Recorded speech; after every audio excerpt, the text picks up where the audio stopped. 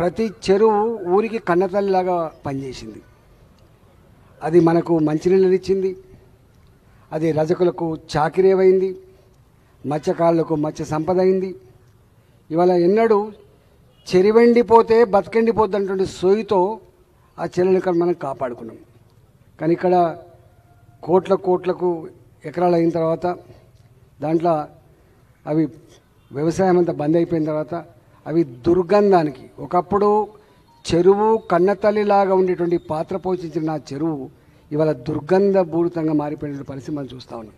ఎంత నిర్లక్ష్యం అంటే ఇవాళ చెర్లన్నీ కూడా చుట్టుపక్కల ఉండేటువంటి డ్రైనేజీ పైపులకు నిలయాలుగా మారిపోతే అవి మనిషికి ఆరోగ్యాన్ని ఇచ్చే సేదతీర్చేటువంటి కన్నతల్లి లాంటి ఆ చెరువు ఇవాళ దుర్గంధపూరితంగా ముక్కులు మూసుకొని పోయే పరిస్థితి, దోమలకు నిలయంగా ఉండే పరిస్థితి.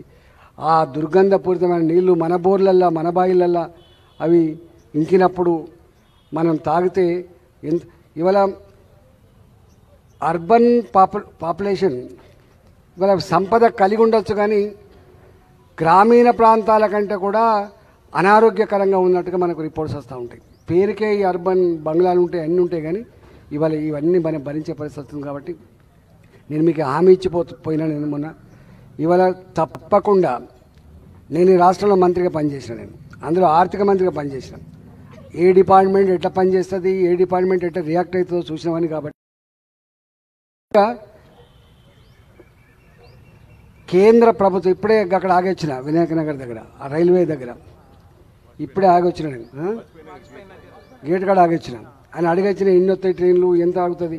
డెఫినెట్గా నేను మీకు ఒక మాట ఇచ్చిపోతున్నా, నేను ఎక్కువ తక్కువ మాట్లాడిన నా వల్ల కాదు, కానీ పని మాత్రమే మాట్లాడాలని చెప్పి కాన్సెప్ట్ ఉన్నాను నేను.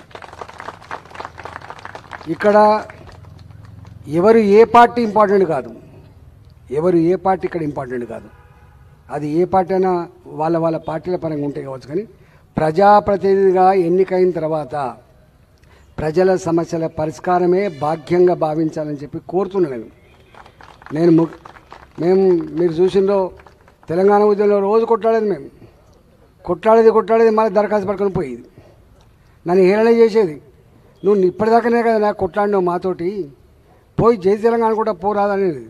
జై తెలంగాణ అంట నా ప్రజల సమస్యల పరిష్కారం కోసం దరఖాస్తు కూడా పట్టుకొస్తాను ముఖ్యమంత్రి గారు. నేను కాంగ్రెస్ పార్టీ నాయకుడిగా రాలేదు, ఈ రాష్ట్ర ముఖ్యమంత్రిగా నీ దగ్గరికి వచ్చినా అని చెప్పిన నేను. పట్టుకొచ్చుకునేది మేము.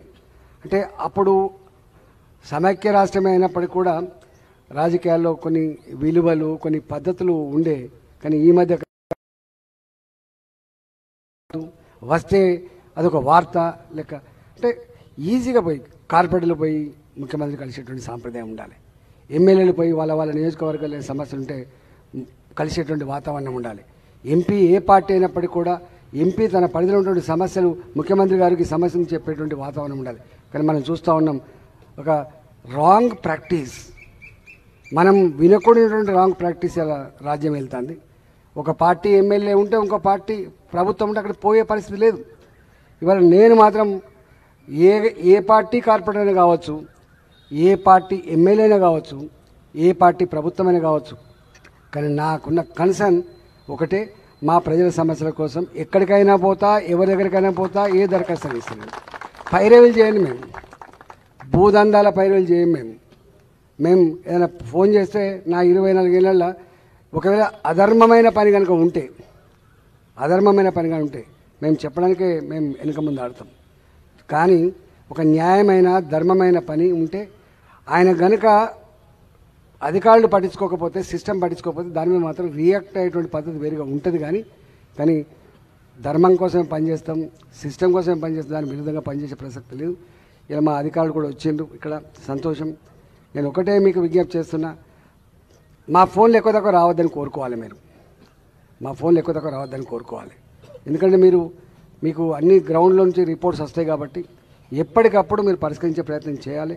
మీకు ఏదైతే ఎకనామికల్ అంటే ఆర్థికపరమైనటువంటి అవరోధాలు ఉంటాయో, ఇతరత్ర అవరోధాలు ఉంటాయో అవన్నీ చేసి పెట్టే బాధ్యత మాదే కాబట్టి దయచేసి మీరు 2 విషయాలు కాడ, ఒకటి డ్రింకింగ్ వాటర్ సమస్య, అది పెద్ద మీ దగ్గర ఉండకపోవచ్చు నాకు తెలిసి.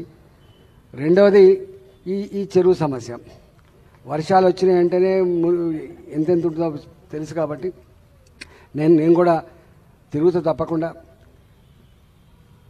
నాకు ఇంకో వ్యాపకం లేదు, నన్ను భరించలేరు మీరు. అంటే నాకు ఏం పని ఉండదు, తిరుగుతూనే ఉంటాను.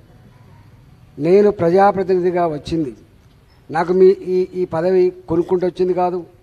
మా అమ్మయ్యలే, మా నాన్నయ్యలే. మల్కాజిగిరి ప్రజలు వాళ్ళ ఆత్మను ఆవిష్కరించి పెట్టిన భిక్షగా భావిస్తా, ఇచ్చిన ఆశీర్వాదంగా భావిస్తా నేను. కాబట్టి ఆ కన్సర్న్ ఉన్నోని కాబట్టి ఇవాళ మాకేదో మేము పెద్దోళ్ళం, మాకు ఫోన్ చేస్తే ఎత్తారో మాకు రియాక్ట్ అవుతారో అవన్నీ మర్చిపోండి. నేను మీ దాంట్లో ఒక మనిషిని. మీరు చేస్తే ఒక లీడర్ని అయినా నేను, మీరు చేస్తే నాకు ఈ పదవి వచ్చింది కాబట్టి తప్పకుండా మీలో ఒకటిగా ఉంటా అని చెప్పినాను. మా ఎంపీ ఎవరంటే ఈటలా అని చెప్పుకునేటువంటి గర్వపడే పద్ధతిలో నా ప్రవర్తన ఉంటుందని చెప్పిన నేను గట్టే రాబోయే కాలంలో ఉంటా కాబట్టి నాకు ఎవరిని తిట్టే ఆఖరి కానీ కోపం చేసే ఆఖరి కూడా లేదు. ఆ సోయితో ఆ సెన్స్తో పనిచేయాలని మాత్రమే నేను కోరుకుంటా. కాబట్టి దయచేసి నేను లేట్ అయింది, నాకు 7 o'clock రావాలి, నేను టైం ఇచ్చింది, 1 hour లేట్ అయింది. మళ్ళీ వస్తా. నేను ఈ మధ్యనే అనుకుంటున్నాం, ప్రతి విషయంలో మీరు ఏది ఫీల్ అవుతుండ్రో, మీరు ఇది మంచిగా లేదని చెప్పి ఏదంటారో నాకు కూడా అది మంచిగానే ఉండదు. నీకు మంచిగా లేక నాకు మంచిగా ఉండే ప్రసక్తి లేదు. కాబట్టి డెఫినెట్గా ప్రజలకు సంబంధించిన చిన్న సమస్యలు వాళ్ళు ఇది గిత్త చిన్న సమస్యలు అంటారు, కానీ ఆయనకు అదే పెద్ద సమస్య, వాళ్ళకి అదే పెద్ద సమస్య. కాబట్టి ఏ చిన్న సమస్య ఉన్నా, ఏ పెద్ద సమస్య ఉన్నా కూడా తప్పకుండా మీరు నా నోటీస్ తీసుకురండి. మా వాళ్ళు స్థానికంగా ఉంటారు, నోటీస్ తీసుకురండి, తప్పకుండా చేసి పెట్టే ప్రయత్నం చేస్తాను. మీరు ఇంకొక మాట కూడా చెప్తున్నా, ఎందుకంటే నేను హుజరాబాద్లో 20 ఏళ్ళు ఉన్నా. వీళ్ళందరూ వచ్చిండ్రు మా యారికి వచ్చిండ్రు. మల్కాజిగిరిలో ఇవాళ మీరు గతంలో ఏ బాధలైతే పడరో ఆ బాధ లేకుండా ఉండే పద్ధతికి ఉన్నంతలో సాధ్యమైనంత మేరకు నేను పరిష్కరించే ప్రయత్నం చేస్తాను. అవి కంటోన్మెంట్ రోడ్ల సమస్య కావచ్చు, ఇవాళ చెరువుల ఆక్రమణ సమస్య కావచ్చు, ఈ రైల్వే గేట్ల సమస్య కావచ్చు, ఇంకా ఫ్లైఓవర్ల సమస్య కావచ్చు, ఏవైనా కూడా ఆల్రెడీ ఇప్పటికే మొన్న మోడీ గారితో ఫస్ట్ మాట్లాడినాం. మొన్న గెలిచిన తర్వాత పార్లమెంట్ పోయి కలిసిన నేను, కలిస్తే క్యారే ఇటలా అన్నాడు. అంటే మల్కాజిగిరి కితనా ప్రేమ్ ప్యార్ దికాయా అని అన్నాడు ఆయన. అంటే మల్కాజిగిరి చూపిన ప్రేమ, మల్కాజిగిరి చూపించినటువంటి ఆదరణ చూసి ముగ్ధులైన మోడీ గారు డెఫినెట్గా నేను తేగలననే సత్తా ఉంది కాబట్టి ఆయనకు మల్కాజిగిరి పట్ల ఒక స్పెషల్ కన్సర్న్ ఉన్నది. కాబట్టి ఇక్కడ ఉన్నటువంటి వాళ్ళంతా కూడా వాళ్ళు ఏ హోదాలో ఉన్నా మేమంతా కలిసి పనిచేసినాం. కాబట్టి నాకు నమ్మకం ఉంది, నాకు విశ్వాసం ఉంది.